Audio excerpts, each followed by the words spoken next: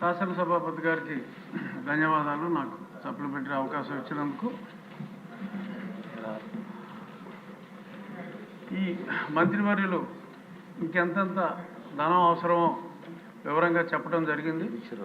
నేను దాని గురించి ప్రస్తావించకుండా నేను ఒక క్వశ్చన్ ఏంటంటే, క్రీడలు అనేది చాలా అవసరం విద్యార్థులకి. ప్రభుత్వ పాఠశాలల్లో నేను చాలా పాఠశాలల్ని సందర్శించడం జరిగింది గత ఒక నెల రోజులుగా.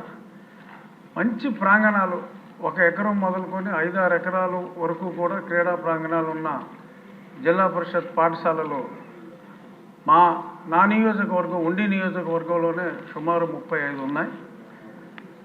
సరైన ప్లే గ్రౌండ్స్ ఎక్కడా లేవు.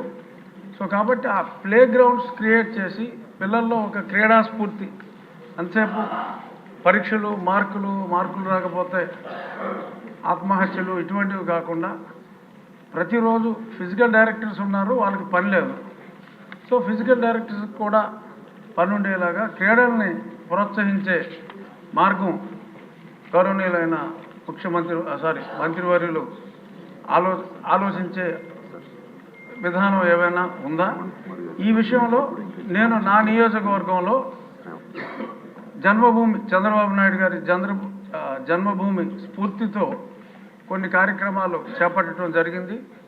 ప్రజలే ఆ ప్రాంగణాన్ని మంచి పర్యావరణం ప్రేమికులందరూ చక్కని మొక్కలు కాదు చెట్లే తీసుకొచ్చి కడియం నుంచి నాటి అన్ని కోర్ట్స్, ఆడపిల్లలకి ఖోఖో కానీ, టెన్నికాయిట్ కానీ, మగవాళ్ళకి వాలీబాల్, షటిల్, ఇటువంటి ప్రాంగణాలని ప్రజలే క్రియేట్ చేసుకుంటున్నారు. అంటే ఇంకా చాలా